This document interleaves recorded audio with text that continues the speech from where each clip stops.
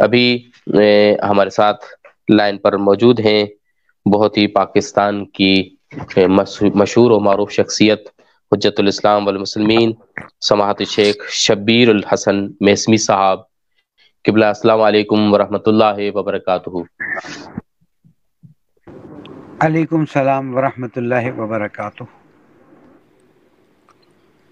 اعوذ باللہ من الشیطان الرجیم، بسم اللہ الرحمن الرحیم، الحمدللہ والصلاۃ علی اہلہا۔ سب سے پہلے تو ان ایام کی مبارکباد پیش کرتا ہوں اور آپ سب کو جزاکم اللہ خیر کہتا ہوں کہ آپ لوگوں نے ولادت امام زمان علیہ السلام کے زمانے میں اس طرح کا ایک انٹرنیشنل سیمینار رکھا، اور امید ہے انشاءاللہ کہ اس سے مومنین اور طلاب کرام استفادہ کریں گے۔ میری صورتحال تھوڑی سی ایسی ہے کہ میں ایئرپورٹ کے ٹرانزٹ لاؤنج میں بیٹھا ہوں اور وہاں سے مخاطب ہوں، اس لیے اگر کوئی تھوڑی بہت ڈسٹربنس ہو تو اس کو معاف کر دیجیے گا۔ میں پورا لباس بھی نہیں پہن سکا ہوں روحانیت کا، اس لیے میں معذرت کرتا ہوں۔ گفتگو کا عنوان یہ ہے کہ زمانے کے امام علیہ السلام کے ظہور کے لیے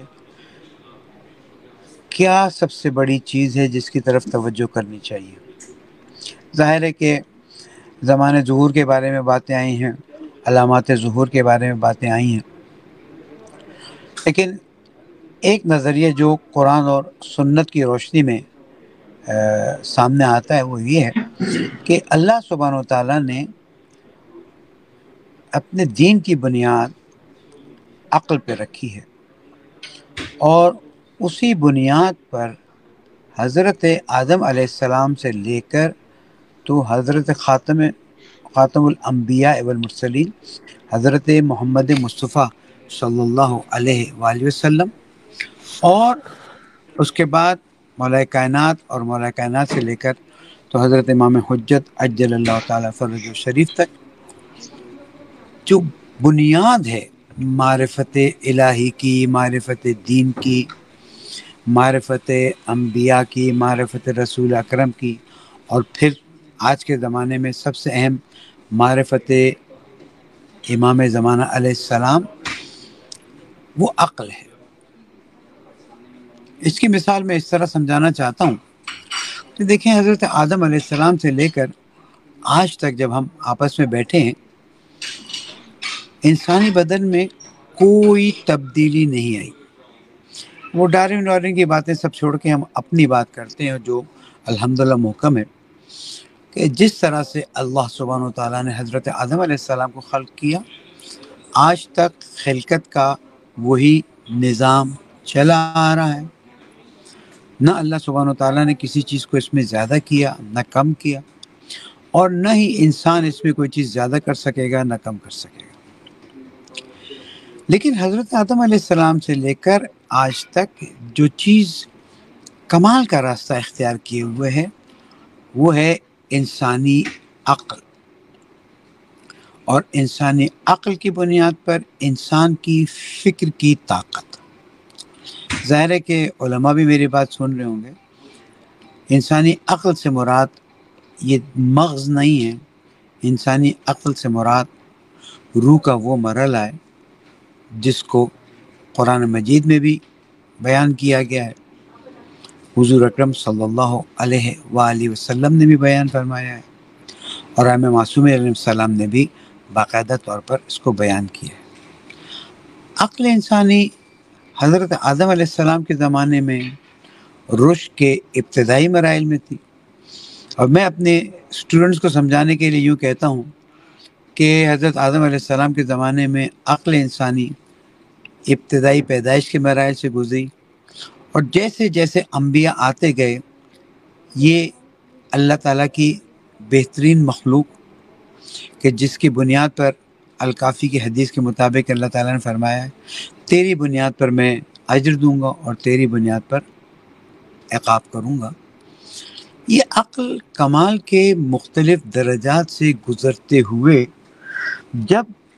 حضرت محمد مصطفیٰ صلی اللہ علیہ وآلہ وسلم کے زمانے میں پہنچی، انسانی عقل کی بات کر رہا ہوں، فرد کے نہیں، جیسے کہ حضور اکرم اور ائمہ معصومین ان تمام باتوں سے بلند ہیں اور میری بات سے کوئی غلط فہمی نہ ہو۔ انسانی عقل اس لیول پر پہنچی کہ اب رسول کی اور نبی کی ضرورت نہیں رہی، شریعت کامل ہو گئی، اتمام دین ہو گیا، اکمال نعمت ہو گئی۔ وہاں سے انسانی عقل کے رشد کا ایک اور مرحلہ شروع ہوتا ہے، اور اس مرحلے کو آگے بڑھانے کے لیے اللہ سبحانہ وتعالیٰ نے امامت کا نظام رکھا، اور قرآن مجید کو اہل بیت علیہ السلام کے ساتھ منسلک کر کے انسانی عقل کے رشد کا ایک ایسا سسٹم قائم کیا کہ جس کے تحت انسان کمال کی طرف جا سکے، اور اگر صحیح لفظ کہوں تو انسانیت کمال کی طرف جا سکے۔ ورنہ میں ظاہر ہے کہ طالب علمی کے زمانے میں بھی اس پہ غور کرتا رہا، کیا وجہ ہے کہ اللہ سبحانہ وتعالیٰ نے ختم نبوت پر مہر لگا دی اور امامت کی ابتدا کر لی، اور یہ آیت نازل فرما دی کہ الیوم اکملت لکم دینکم واتممت علیکم نعمتی ورضیت لکم الاسلام دینا۔ کیوں؟ اس لیے کہ اب انسانی عقل کمال کے اس درجے پر آئی ہے کہ اطاعت کے لیے اسے قرآن مجید کی آیات اور ائمہ معصومین، یا دوسرے الفاظ میں اہل بیت علیہ السلام کی گائیڈنس اور رہنمائی کے ذریعے آگے بڑھایا جائے۔ ایک نقطہ عرض کرتا ہوں، اس پہ بھی غور کیجیے گا اور ضرور میری رہنمائی کیجیے گا اگر اس میں کوئی کمی بیشی ہے تو، کہ اصل تو اسلام رسول اکرم صلی اللہ علیہ وآلہ وسلم کے وصال کے بعد علوم سائنسی ہو، میتھمیٹکس ہو، ہر علم کے رشد کے لیے آگے بڑھ رہا تھا،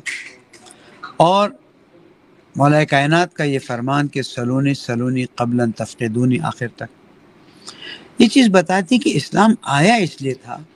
کہ انسانی عقل کو مہمیز دے، انسانی عقل کو رشد دے، اور آہستہ آہستہ وسخر لکم ما فی السماوات و ما فی الارض کی منزلوں پر جانا شروع ہو۔ اب وہ بیچ میں کیا ہوا،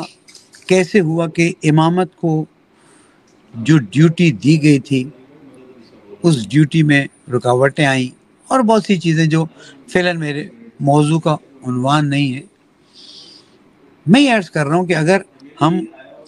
خلافت کے جو مسائل ہوئے ان کو سائڈ پہ رکھیں اور یہ سوچیں کہ نظام الہی غدیر کے بعد کیا تھا،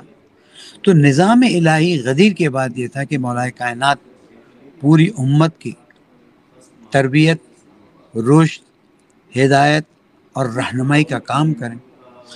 اور اگر اس پر کوئی ایک، ظاہر ہے کہ یہ جملہ میرا اچھا نہیں ہے، مووی بنائی جا سکے کہ اگر مولا کائنات ظاہر خلافت بھی ان کے ہاتھ میں ہوتی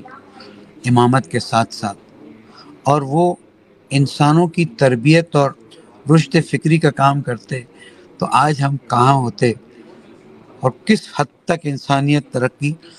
کر گئی ہوتی۔ ظاہر ہے میری بات تھوڑی مختلف ہے، اور اس پہ میں اعتراضات، سوالات بھی لینے کے لیے تیار رہوں گا۔ ہمیشہ میں یہ سوچتا ہوں کہ اگر یہ سقیفہ بنی ساعدہ کے مسائل اور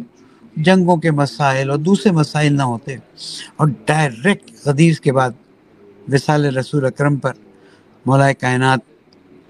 امامت و خلافت ہو، میرے مفہوم کو آپ سمجھتے ہوں گے، وہ لے کر آگے بڑھتے، تو اسی زمانے سے انسان کی عقل کمال کی طرف آگے بڑھتی، اور شمشیر کے بجائے انسان کائنات کی نشانیوں کو ومن آیات ہی ومن آیات ہی ومن آیات ہی بھرا ہے، پڑھا ہے نا قرآن مجید، کمال کی طرف جاتا۔ اور آج ہم لوگ پتہ نہیں کائنات کے کس حصے میں زندگی کر رہے ہوتے اور دین کی تبلیغ کر رہے ہوتے۔ بہرحال وہ اپنی جگہ پر گزر گیا، میں امام زمانہ تک بات کو لے کر آنا چاہتا ہوں۔ تو اللہ سبحانہ وتعالیٰ نے قرآن و اہل بیت علیہ السلام کو انسانیت تحفے کے طور پر دیا، اور تحفے کے طور پر دینے کے بعد رشد فکری کا کام آگے بڑھا۔ آج بھی انسانی بدن میں کوئی رشد نہیں ہے، انسانی مغز میں کوئی رشد نہیں ہے۔ رشد ہے تو فکر انسانی میں۔ اور آپ دیکھ رہے ہیں کہ دین کے بغیر جب انسانی فکر نے رشد کیا تو اس نے موبائل تو بنا لیا، اس نے انٹرنیٹ بنا لیا، میزائل بنا لیے، راکٹ بنا لیا، پتہ نہیں کہاں کہاں تک چلا گیا، لیکن اللہ رب العزت کی اطاعت میں انسان رام نہیں ہوا۔ اس کا نتیجہ یہ ہے کہ دنیا میں تسخیر کی راہیں کھل گئی ہیں، لیکن اطاعت الہی، عبودیت کی حالت انسان کے اندر نہیں آئی۔ تو اب اس حدیث کی طرف اشارہ کرتے ہوئے کہ جب یہ بھی الکافی کی حدیث میں سے، اس وقت مجھے یاد نہیں ہے کتاب الحجت کی کون سی نمبر کی حدیث ہے، اور میں ذرا اس وقت پوزیشن میں نہیں ہوں کہ اس کو دیکھ کے بتا سکوں، کہ جب ظہور حجت الہی، آخری حجت الہی کے وقت نزدیک آئے گا تو انسانی عقل کمال کے بہت اونچے مرحلے پر پہنچ گئی ہوگی، اور رشد کے اس مرحلے پر ہوگی کہ جو تھوڑا بہت فاصلہ رہ گیا ہے، اللہ سبحانہ و تعالیٰ، ظاہر ہے کہ حدیث کے الفاظ ہیں، انسانی عقل پر ہاتھ پھیرے گا اور انسانی عقل کمال کی منزلوں کی طرف جانا جو باقی رہ گیا شروع ہو جائے گا۔ اور اسی لیے پھر وہ بات آتی ہے کہ جب حضرت امام زمان علیہ السلام کے پاس لوگ سوالات لے کر جائیں گے تو وہ فوراً جواب مل جائیں گے اور وہ قانع ہو جائیں گے۔ یہ الگ بات ہے کہ دین اس وقت شمشیر سے پھیلے گا کہ نہیں پھیلے گا، لیکن میں سمجھتا ہوں کہ انسانی عقل کمال کے اس مرحلے پر ہوگی قرآن اور حدیث کی روشنی میں، کہ زمانے کے امام علیہ السلام کی خدمت میں انسان جائے گا، سوال کا جواب لے گا، جیسے چھٹے امام علیہ السلام کے زمانے میں جاتے تھے، جیسے مولا کائنات کے زمانے میں جاتے تھے، اور جب اسے قانع کنندہ، اس کی عقل کو قانع کرنے والا جواب ملے گا تو وہ خود اطاعت ربوبیت کے لیے، اطاعت اللہ رب العزت کے لیے آمادہ ہو جائے گا۔ تو ہم اب جس زمانے سے گزر رہے ہیں، اس زمانے میں ہمیں انسانی عقل کو کمال کی طرف جانے میں ایک رول پلے کرنا ہے، ایک ذمہ داری ادا کرنی، اور وہ یہ ہے کہ یزکیہم ویعلمہم الکتاب والحکمہ کا عمل انجام دیا جائے، جو اللہ تعالیٰ نے انبیاء کے لیے رکھا، جو اللہ تعالیٰ نے رسول اکرم کے لیے رکھا، اور پھر یزکیہم ویعلمہم الکتاب والحکمہ، اگرچہ کہ آیت یوں آتی ہے کہ یتلو علیہم آیاتہ ویزکیہم ویعلمہم الکتاب والحکمہ، یعنی اللہ تعالیٰ کی نشانی، اس کے بعد پھر تزکیہ نفس اور کتاب اور حکمت کی تعلیم، تاکہ انسانی عقل جو اتنی طاقت رکھتی ہے، اس کا رشد کا سامان فراہم ہو سکے۔ اور میں سمجھتا ہوں حوزہ علمیہ قوم اور نجف اور باقی حوزہ علمیہ بھی، مدارس بھی بہترین رول ادا کر سکتے ہیں غیبت امام زمان علیہ السلام میں، کہ انسانوں کو عقلی بنیاد پر قرآن مجید اور احادیث رسول اکرم اور ائمہ معصومین سے آشنا کروائیں، اور اس کے بعد کائنات کی نشانیاں ان کے سامنے موجود ہیں، ہر ایک کے موبائل میں اس وقت کائنات کی تصویریں موجود ہیں، دیکھیں اور تسلیم ہو جائیں، تاکہ ظہور امام علیہ السلام جلد از جلد انجام پا سکے۔ ورنہ ٹھیک ہے، نشانیاں نظر آ رہی ہیں، فلاں نشانی ہو گئی، فلاں نشانی ہو گئی، لیکن جب تک انسانی عقل کمال کے اس مرحلے پر نہیں پہنچے گی جو اللہ تعالیٰ نے سٹینڈرڈ رکھا ہوا ہے، تب تک ظاہراً ظہور کا مسئلہ مشکل نظر آتا ہے۔ ایک بار پھر آپ سب کا شکریہ کہ مجھے موقع دیا، مجھ حقیر کی باتوں کو برداشت کیا، اور آپ لوگوں کی یہ جو کوششیں اور کاوشیں ہیں سخن سندھ کے عنوان سے مجھے بہت اچھی لگی، اور امید ہے انشاءاللہ کہ کبھی آپ سندھ کی ایک بھرپور ثقافت جو مولائیت کا ایک مرکز اور گڑھ اور اڈا رہا ہے، اس پر گفتگو کریں گے اور ان لوگوں سے تاریخ سنیں گے کہ جنہوں نے سندھ کو مولائیت کا اڈا بنا ہوا دیکھا تھا. آج کل چیزیں اڈے کا لفظ معذرت کے ساتھ میری زبان سے نکل گیا، مولائیت کا مرکز دیکھا تھا. آثار آج بھی ہیں، وہ بات نہیں ہے. امید ہے انشاءاللہ اس پر آپ لوگ کام کریں گے، اس لیے کہ سندھ اسلام کے مضبوط قلعوں میں سے ایک قلعہ ہے. اور جس طرح سے آیت اللہ کاظم حسین قاضی صاحب نے ایک بار مجھے کہا کہ میری معلومات اور میرے مطالعات کے مطابق حضرت فضہ سلام اللہ علیہا سندھ سے تعلق رکھتی تھی، افریقہ سے تعلق نہیں رکھتی تھی. والسلام علیکم ورحمۃ اللہ وبرکاتہ.